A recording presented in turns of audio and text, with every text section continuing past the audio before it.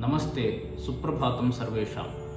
Today we are going to speak about a Samskrita shloka which emphasizes that a person, how he should recognize the other virtues and faults.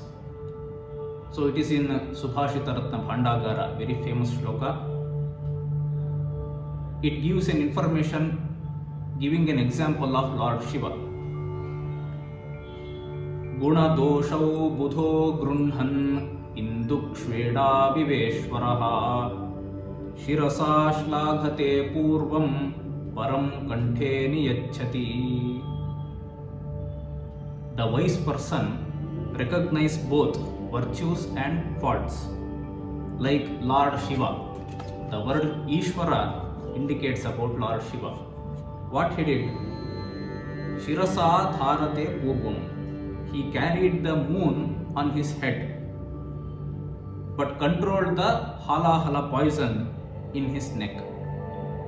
This shloka conveys that a wise person acknowledges both the positive and negative aspects, with giving an example of Lord Shiva. Shiva is very famous as Shashidhara, Chandradhara. So he carried a moon on his head as a symbol of reverence. The moon has beauty which indicates about the virtues. But when the matter comes of negative aspects like poison, Visha, Shiva put inside his neck. That's why he is called as Vishakantha. This shloka passes a wonderful message to all of us that one person should respect others' good qualities and positive aspects, and should not tell others' faults openly. That should be kept inside his mouth. So let us, all of us, take this message and be virtuous to achieve our goals.